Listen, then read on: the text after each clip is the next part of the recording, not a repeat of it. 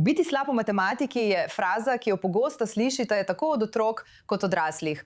Pravzaprav jo še vedno uporabljam tudi sama. Vendar raziskovalci pravijo, da se lahko matematična tesnoba začne že v 3. razredu in lahko vpliva na samozavest, izbiro poklica ter akademski uspeh še dolga leta. Tako, moja naslednja gostja verjame, da problem niso učenci, ampak način, kako se matematika poučuje. Pri samo 23 letih je opravil izraelske maturitetne izpite iz matematike na najvišji ravni. To je težko izgovoriti že pri 16 letih. Zdaj pa nadaljuje z magisterijem iz matematike. Z mano je zdaj Rafael Bernard. Ti si ustanovitelj Vedikli. Rafael, hvala, da si se mi danes pridružil. Mi lahko prosim poveš, zakaj se toliko otrok že v tako mladih letih odloči, da so slabi v matematiki? Mislim, da je problem v tem, da si v 1. in 2. razredu večina učencev, lahko uporabljaš prste, lahko šteješ. To je preprosto seštevanje, zelo preprosto je. In lahko to vidijo in ni abstraktno, zelo jasna jim je. In potem, ko prideš na nekoliko bolj abstraktno raven, kjer moraš izvajati višjo raven seštevanja, višjo raven odštevanja, morajo to začeti delati v mislih in tega ne vidijo več tako jasno.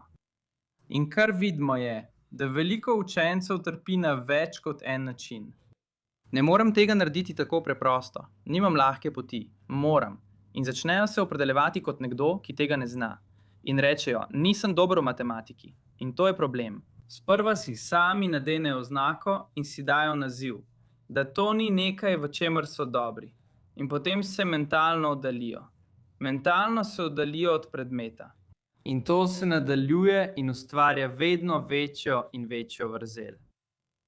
Tako postane bolj kot samoizpolnjujoča se prerokba. Pravite, da otroci začnejo verjeti v to sami. Torej ste razvili učni pristop za premagovanje teh strahov. Nam lahko poveste več o tem pristopu? Da, imenujemo ga najprej trik, kasneje raziskovanje. In kaj naredimo? Pridemo z našimi inštruktorji v razred, delamo s skupinami učencev do 15. In kar naredimo je, da jim pokažemo nek kul trik, nekaj, kar je enostavno, preprosto, in nekaj, kar naredi stvar čim bolj preprosto. Vse te stvari, ki jih vidite na spletu, na družbenih omrežjih, in si rečete, čakaj, kako so to naredili? In damo jim občutek uspeha. In damo jim občutek, čakaj, to je delovalo, to je tako preprosto. In vidiš otroke, ki rečejo, kako si to naredil? Pusti, da poskusim. In jim daš občutek uspeha. In potem, ko nekaj časa gojiš ta občutek uspeha, jim daš tudi nekaj, kar ne deluje. Verjamem, da je matematika orodje. Je samo orodje za izboljšanje načina razmišljanja, za izboljšanje analitičnega in kritičnega mišljenja. In ko jim nenadoma namerno daš situacijo, v kateri ta trik nenadoma ne deluje, pa so že dovolj samozavestni, da vprašajo, počakaj, zakaj zdaj ni delovalo? In oni opredelijo problem. In to je dobro. Ni namenjeno, da bi vedno delovalo.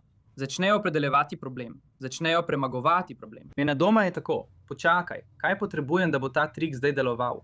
Kako naj ga dejansko naredim, da bo deloval? Ker zdaj imam nekaj, kar ni enako kot tisto, kar sem videl prej. In to pravilno določijo skupaj z našimi inštruktorji. Pravilno določijo in nato premagajo težavo.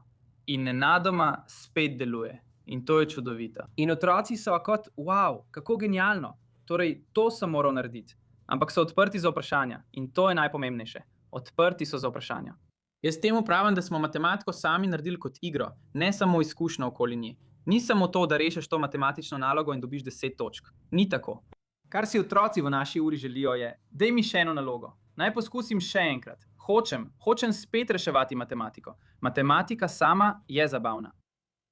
No, s tako navdušeno učiteljico razumem, zakaj so ljudje in še posebej otroci spet navdušeni nad matematiko. Torej, res vidiš, da otroci zdaj v tem uživajo?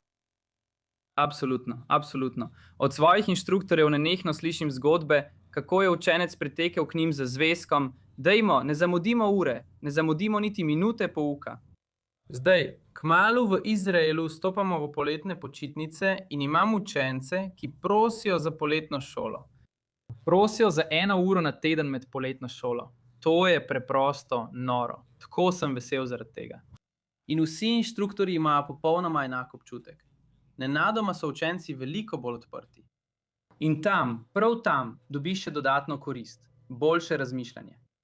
No, glede na to, kako govorite, bi se kar prijavila na to poletno šolo. Upam, da se bo vaša metoda razširila po vsem svetu. Rafael Bernard, ustanovitelj Vediklija, najlepša hvala, da ste bili danes z mano. Hvala.